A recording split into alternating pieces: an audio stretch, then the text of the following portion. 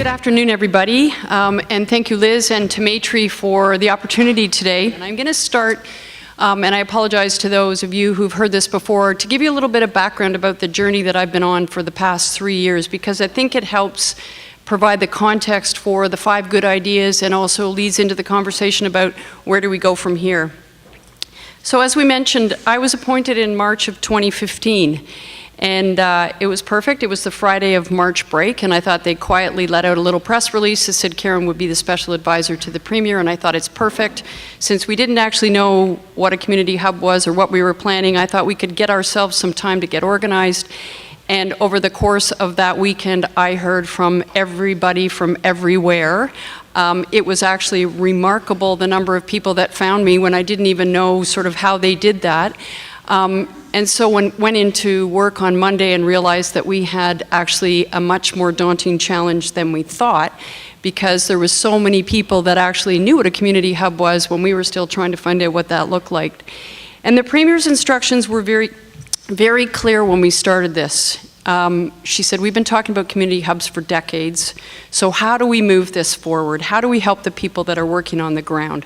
And by this, in sort of the loose definition that we were talking about, was really community hubs are an integrated service delivery model with multiple partners to meet local needs. So as you can appreciate, that's a fairly wide-ranging conversation. The other thing that was very clear was, don't tell us what doesn't work, because actually that's really easy, especially if you're in government. You can find everything that doesn't work. But what we wanted to find out was, what are your options for actually fixing this? So what do we do to actually change the channel and make this easier? And you need to help us develop an action plan. So I had the help of an advisory group, which was also a little bit contentious, because there were a number of people that were stakeholders that were not on the advisory group that could not imagine for the life of them how we could actually have an advisory group that didn't include them. And I said, if we had an advisory group that included all the stakeholders, that we would have to have a regular meeting like this, and it would include too many people. So we put together a number of people that had experience in government and actually were strategic thinkers. And it took a while for some sectors to realize that actually not being at the table didn't mean they weren't part of the conversation. So we, over 90 days, and actually the Premier originally said, could you give us an action plan in 30 days? We begged for 90 because we said we've never heard from so many people. We had 350 organizations and held 70 stakeholder meetings in 90 days. And we didn't go out and actually have what you would call a typical consultation period, because quite frankly, we couldn't handle the people that were coming to us. So where there were gaps, where we felt that there were sectors that we weren't hearing from, we did go and seek that out. But the diversity of the organizations was really remarkable. It came from schools, libraries, health centers. Anybody who comes from a health center, I heard from every single one of you. Police, municipalities, and there was also a really strong number of organizations from the legal side of things, from both courts and social justice tribunals. So it was a really broad-ranging group of people. We also heard from the friendship centers, and the United Way was a big part of this, and I would say the friendship centers were really interesting and said, we've been the community hub forever, you just need to come and talk to us and we'll tell you how it's done. And to be fair, they were absolutely right, and we took a lot of their advice. We said, please tell us how to fix some of the things that are not working in the system. And there was the feedback that we got and the submissions that we got were really remarkable. People spent a lot of time and a lot of thought in terms of how they could make changes, how the government could actually make changes. And we had 2 summer students working full-time trying to summarize the briefs that we received, and we ended up with a document about 2 inches thick, which was just the 2-paragraph summary of all the good advice that we got. So we managed to pull that together, as we mentioned, in a report with 27 recommendations, and it was released in August of 2015. The other really interesting conversation we had was there was a desire by some people to do pilot projects. And there was a really strong push to say there's a lot of really interesting projects underway. Why don't we pick 3 or 5 and really, turn our minds to them? And the very opinionated advisory group that I have said, not a chance. They said, you can do a pilot project and you can make it successful, but you don't actually drive any systemic changes. So great, you made 5 communities better, but you're not changing the system.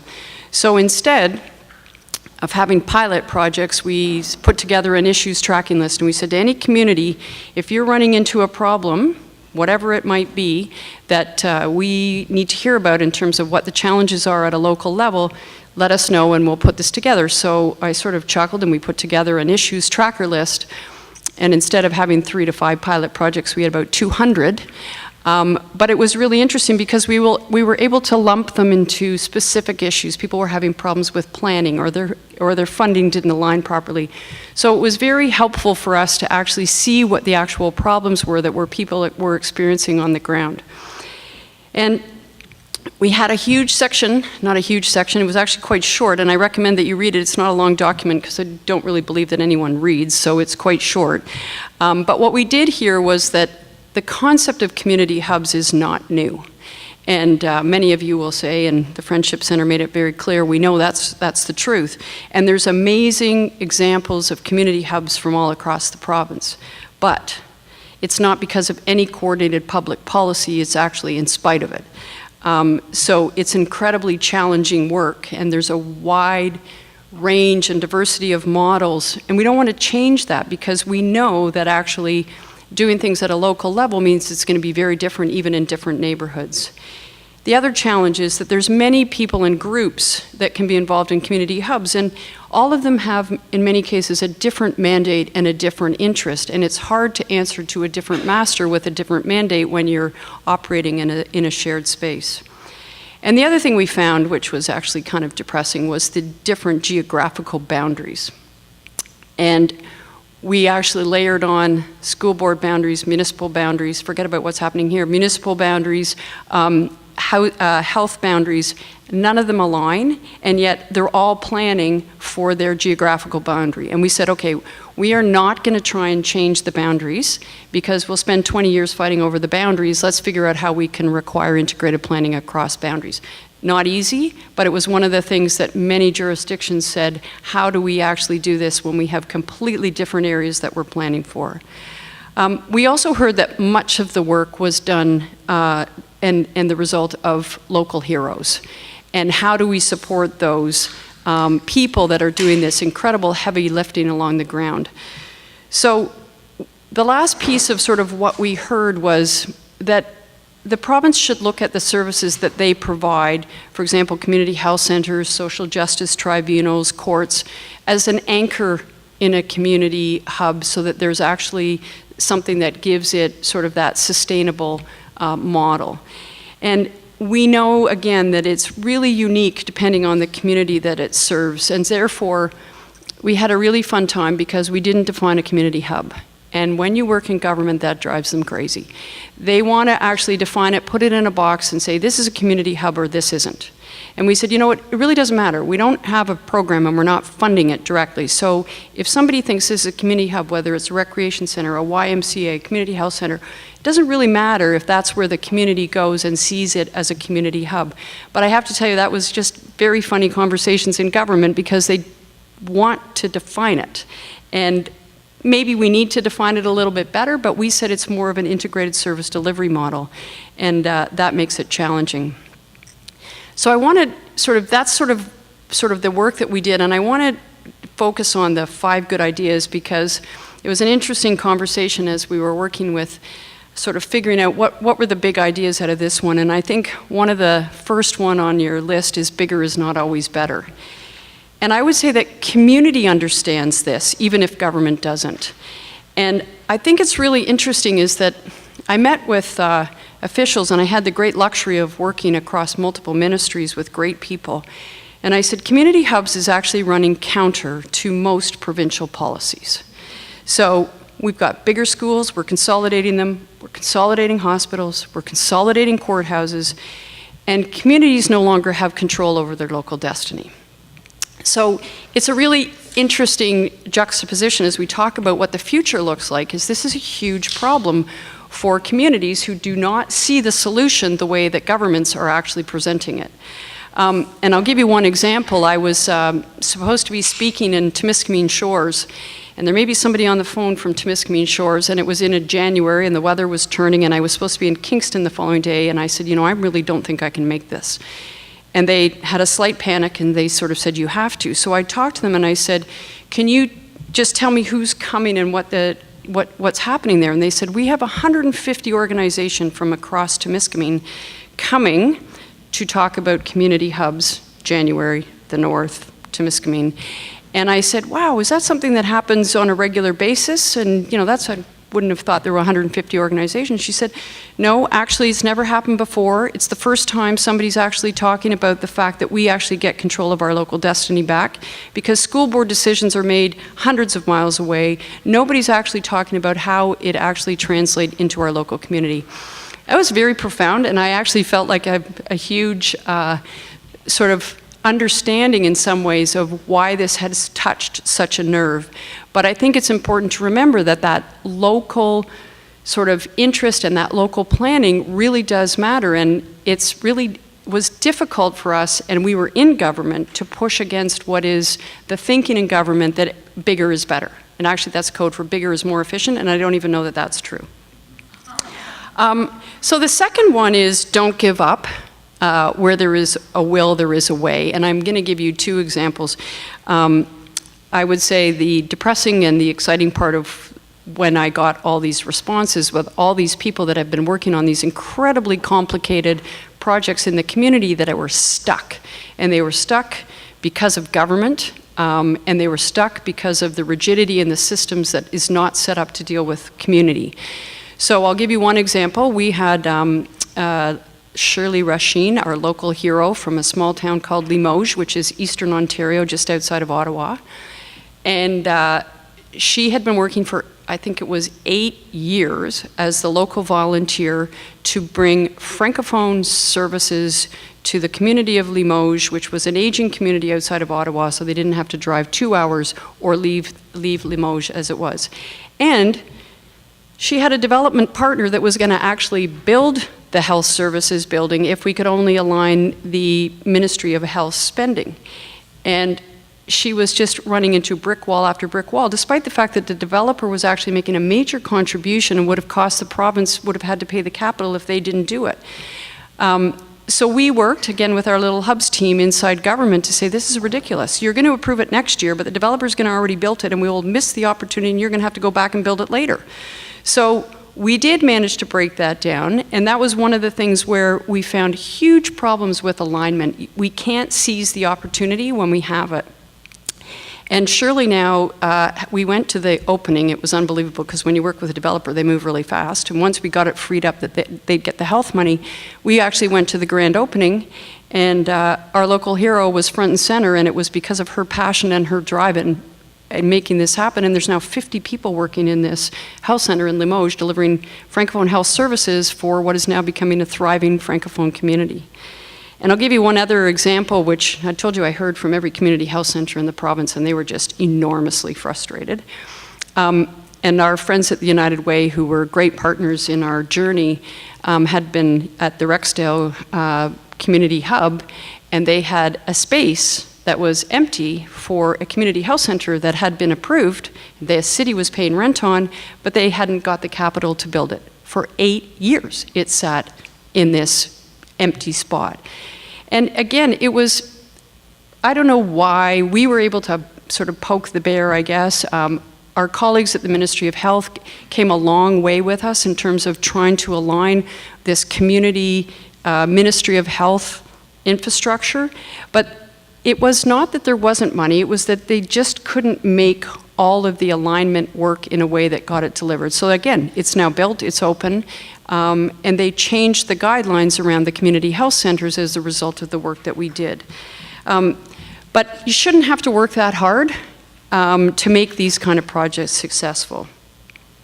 The third one is money is not the only answer, and little things can make a big difference.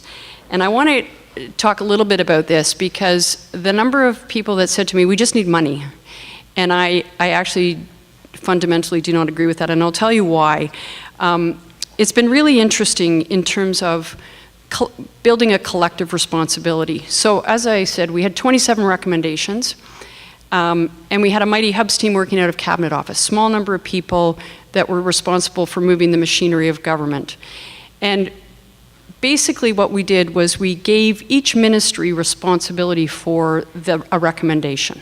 And it was their job to work across ministries and figure out how to solve it. And we became sort of the coordinator and worked both inside and outside government to drive that change. And I always sort of chuckle, one of the first meetings we had here, we gave the Ministry of Municipal Affairs, two of the hardest ones. We said we didn't know we needed to require integrated local planning, which I mentioned earlier is really problematic, and integrated provincial planning. And they sort of called us and said, okay, so how do we do that? Because we're not set up as a system to do this kind of work. And so what they decided to do was to host 5 forums across the province. And we went to Thunder Bay, we went to Sudbury, Kingston, London. We held one in this room in Toronto. And the question for people was, how do we actually start breaking down the silos to start planning together? And I did that little exercise where we introduced people around the room, because what I found in Thunder Bay was probably the most interesting for me, because it was the Friday before Christmas and it was snowing and people had driven 5 hours to be part of this conversation. And when we got everybody to go around the room and introduce themselves, it was like speed dating. They said, you're with the school board, or you're with the LIN. And all of a sudden the coffee break became this amazing networking opportunity for people that actually work in silos and actually don't actually plan outside their area. So this was the start of that process, to start to break down those barriers and figure out how we can do things differently. The other big difference that didn't require money was the role of the convener. And I have to say that was probably the most interesting observation for me, was community hubs as the convener. We didn't have a vested interest. We didn't have a program. Every time someone else said, well, I'll hold a meeting, someone says, well, why are they holding the meeting? What are they trying, whereas we could come in as almost the honest broker. And I said, in some ways, we became the point of intersection. And really my request in many cases was, don't give us money, because until we figure out who's funding what and how it's working, we don't actually know that money is the problem here. And it's interesting when you start talking about all the different, in many cases, competing resources that are in the space. There may be a need for new money. I'm not going to suggest that's not the case, but until we understand who's doing what and if it's working, I'm not sure we can make that, that kind of observation. And I think the challenge we had at the province is that it's nobody's job to be the integrator, other than the Premier or the Secretary of Cabinet, or Karen with their backing. And I would say there's a tremendous number of amazing civil servants that once we gave them that permission and the backing to work collaboratively across ministries, they were hugely energized and helpful. And they saw this as a way of actually doing a lot of the things that they wanted to do better. But is the way we structure our governments is we all report through a ministry and we don't have that horizontal alignment. So that in and of itself was huge. And the coordinating that happened across government to move forward on these recommendations wasn't money. It was actually knowing who was doing what and trying to align those. And the last part of it's not money is really capacity building.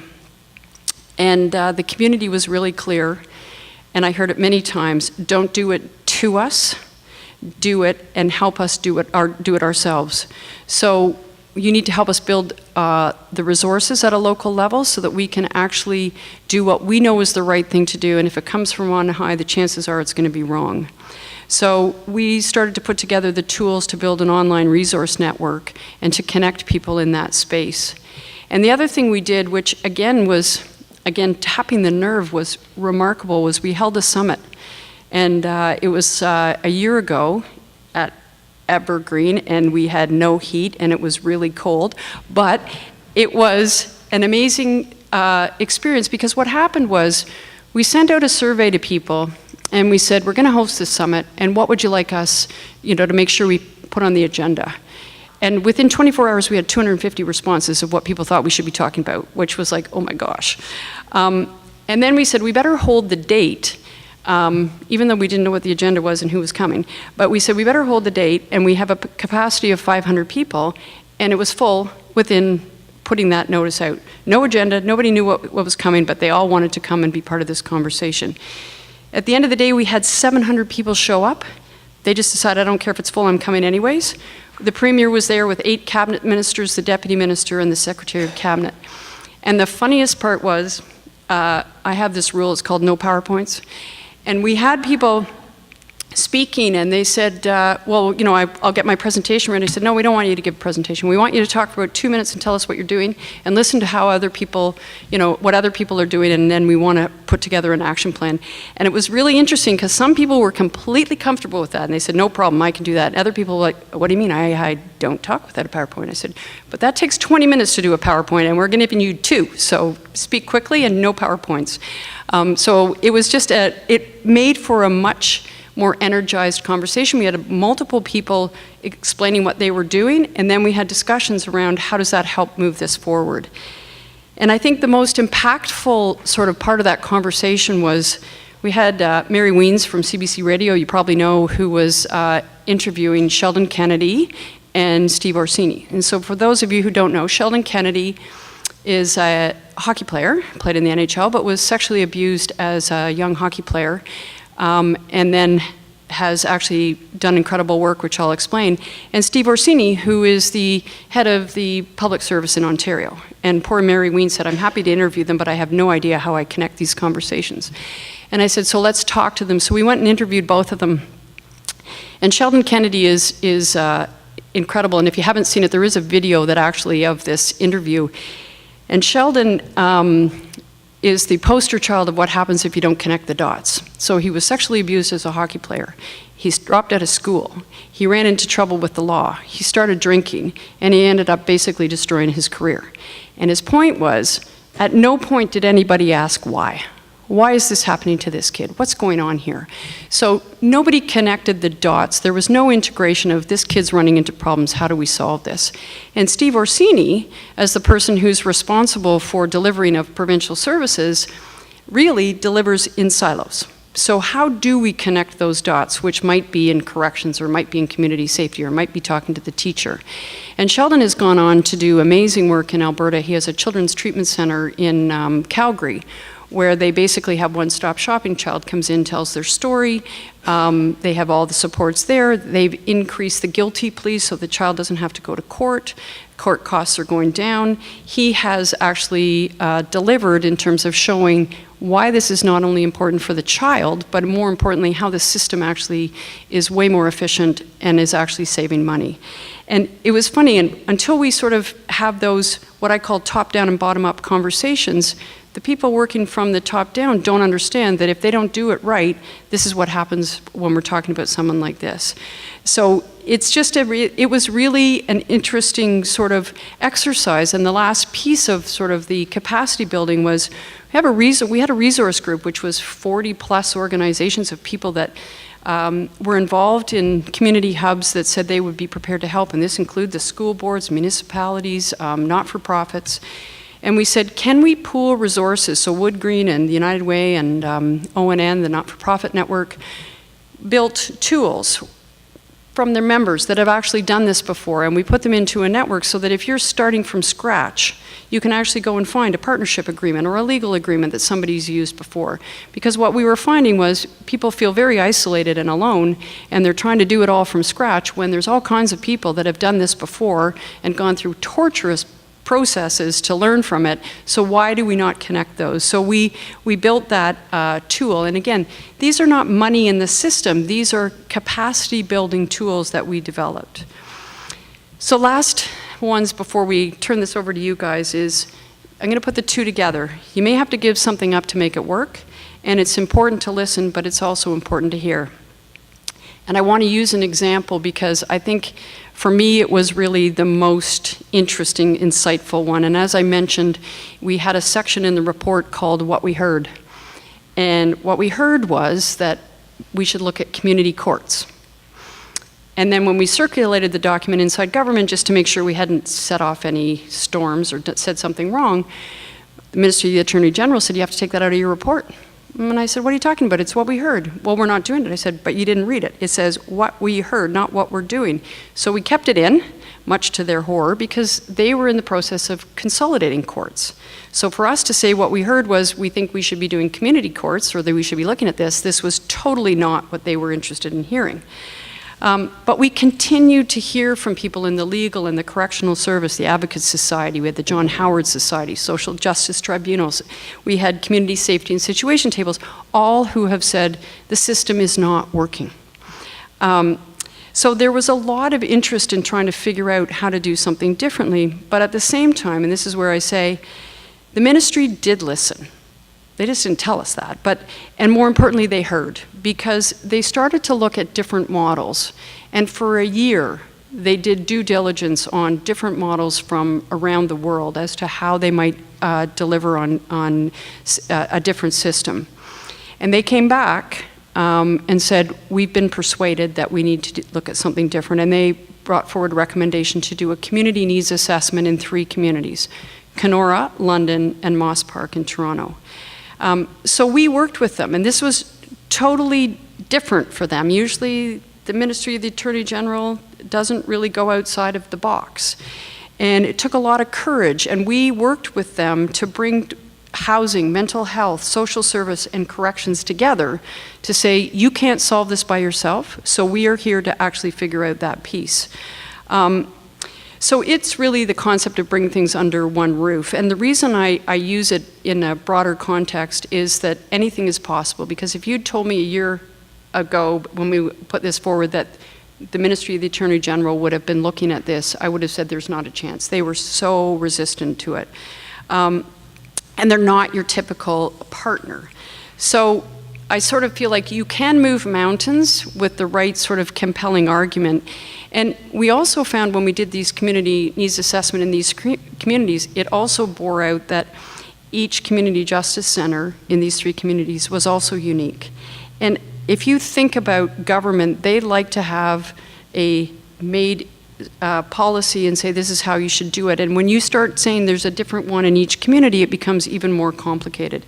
So I think it's going to be a difficult journey. I'm hoping that they actually continue with that work. It won't be easy, and these are complex multi-stakeholder projects, but there was enough inertia behind that I think it may continue in some form. And I really do give a lot of credit to the ministry folks who actually had the courage to step up. And the one funny thing, when we were going through an approval process and someone said, can you guarantee that this is what it's looked like when we're finished? And I said, I can guarantee you that it won't. If you do this right, it will completely change as you go down the road, because you'll find that it's not exactly what you thought when you started. And again, that kind of thinking is hard for people to sort of sign up and agree to something when they don't know what it's going to look like. And I think the other thing that we found is that for many of the organizations working in this space is often the status quo is not working, but people are very intense to hang on to what they've got.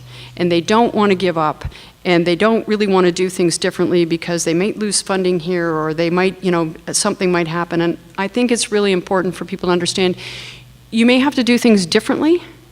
You may have to work with different partners to get something to work properly. And that's a difficult conversation in communities that feel like they're always starving for that next grant application or that funding opportunity.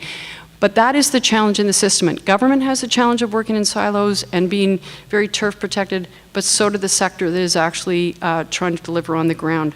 So I think those are sort of the things that I think we want to think about. And I'm looking forward to the discussion today. And we've really put on a few questions for people to think about, is sort of how do we continue the momentum? And it's really been a big thank you to all the people that have been part of this journey. But I think the community knows that this should be the start of something that we can continue. And the question really to the group here and online is to how do we do that? How do we keep this momentum going? How do we continue the conversation in a way that really brings people together and solves those local community problems?